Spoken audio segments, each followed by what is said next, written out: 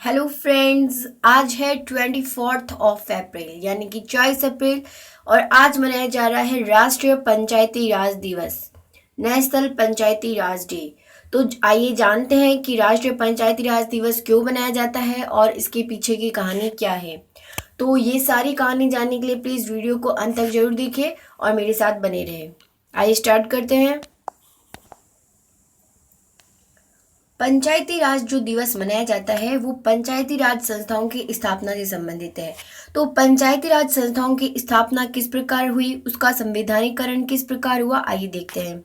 सबसे पहले एमएल सिंघवी समिति की सिफारिश पर जुलाई 1989 में राजीव गांधी सरकार ने 64वां संविधान संशोधन विधेयक लोकसभा में पेश किया तथा पारित करवाया।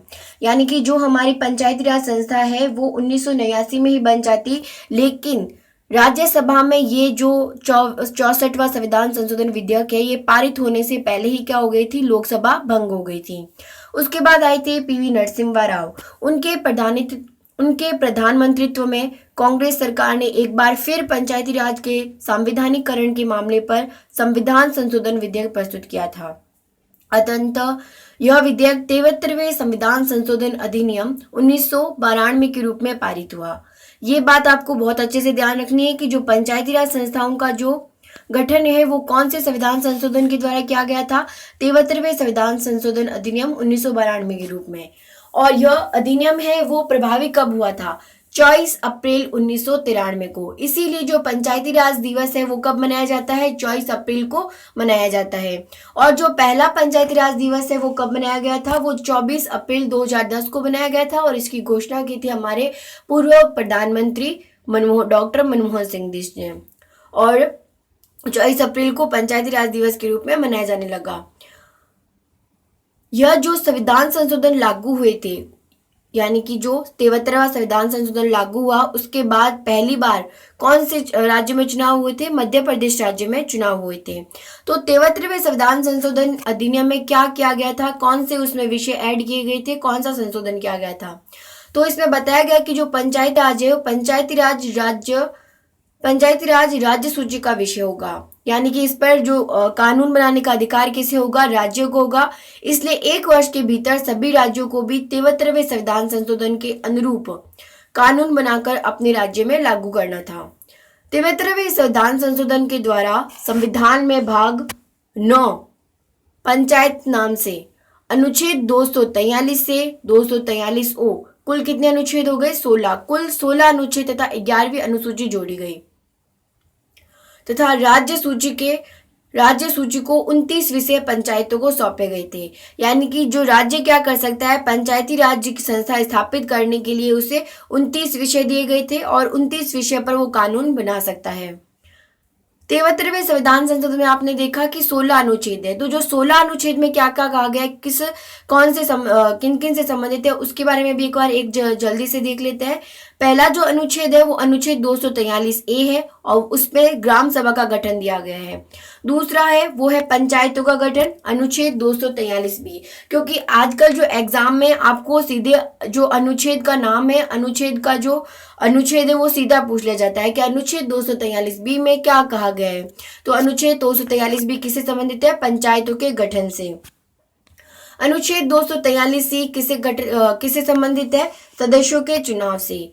अनुच्छेद 243 डी किससे संबंधित है, सीटों के आरक्षण से, यानी कि महिलाओं को कितनी सीटें दी जाएगी, अनुसूचित जाति जनजाति को कितनी सीटें दी जाएगी, ये सारे इसमें बताए रखे हैं। अनुच्छेद 243 डी के तहत पंचायतों के चुनाव में महिलाओं व अनुसूचित जाति अनुसूचित जनजाति को आरक्षण प्रदान किया गया है और अन्य पिछड़ी वर्ग ओबीसी को आरक्षण प्रदान करना राज्य विधानमंडल की इच्छा पर है।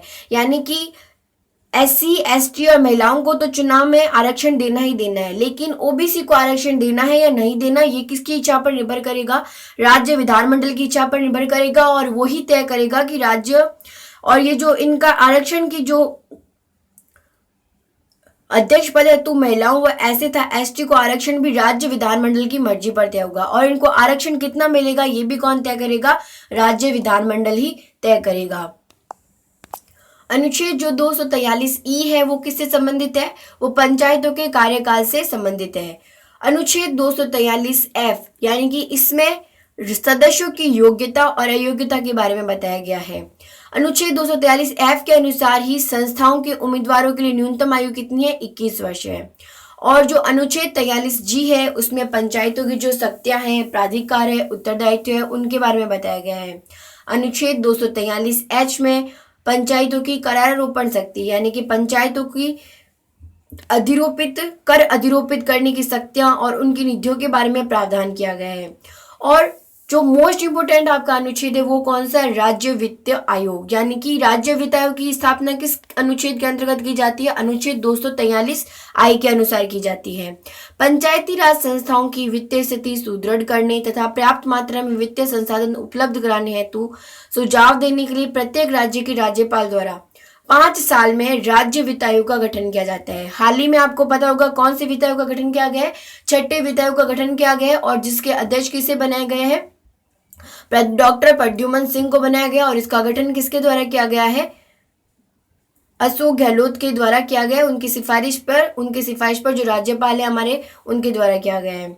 इसके अध्यक्ष व सदस्यों की संख्या का उल्लेख संविधान में नहीं है। आपसे प्रश्न किया जा सकता है कि राज्य वित्त आयोग में कितने सदस्य होने अनिवार्य है? तो आपको कहना है कि आपका आंसर क्या होगा कि उसके अध्यक्ष व सदस्यों की संख्या का उल्लेख संविधान में नहीं है।